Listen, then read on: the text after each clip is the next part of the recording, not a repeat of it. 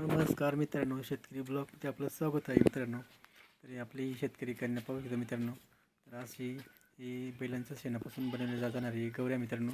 सकाळ सकाळी उठून बैलांची जे काही तिथे पडलेला असतो कचरा ते साफसफाई करून लगेच आपले चारा वगैरे चारा मिक्स करून ते शेणामध्ये मिक्स करून मस्तपैकी गवऱ्या बनवल्या जातात. आणि हे असं उलटं पलटं करून म्हणजे पुन्हा दोघं साईडने सुकून गेले जायला पाहिजे.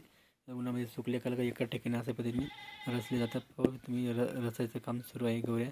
अशा पद्धतीने गवऱ्या बनवून हे आपण असं साठवून ठेवतो आणि नंतर आपल्याला त्याच्या ते खूप उपयोगी असते गवऱ्या. ते कारण की त्याच्यापासून आपण जेवण वगैरे बनवतो, म्हणजे चुलीवरचं जेवण बनवतो.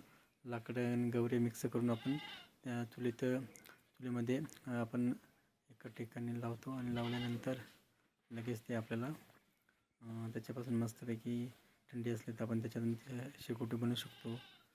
गवऱ्या लाकडे लावून मग आपल्याला स्वयंपाकही त्याच्यात बनवता येतं मित्रांनो.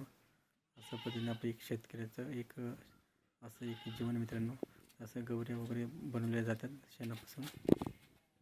पाहू शकता चाललेलं आपलं काम एकदम पटापट काम चाललेलं आपलं. असे शेतकरी कन्या आहे आमची. तर असं खूप काही कष्ट करतात आणि असं एक स्वयंपाक बनवण्यासाठी शेतकऱ्याच्या घरामध्ये अशा पद्धतीने गवरे बनवले जातात. आणि लाकडंही राहतात, पण हे गवऱ्या शेणापासून बनवलेले असतात.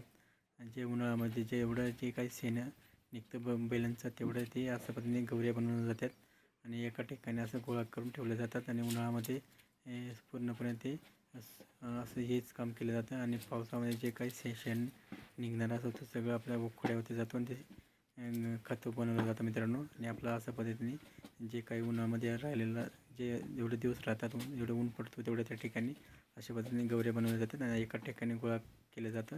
ही अशी आमची शेतकऱ्याच्या चुलीवरचं मस्त जेवण बनवतो आणि असं शेतकऱ्याच्या बैलाच्या शेणापासून बनवल्या जाणाऱ्या गवऱ्या मित्रांनो. व्हिडिओ आवडला तर लाईक शेअर कमेंट नक्की करा. आमच्या चॅनलला एकदा अवश्य भेट द्या मित्रांनो. जय जवान जय किसान मित्रांनो. पाहू शकता आमचे शेतकरी करण्याचं काम सुरू आहे.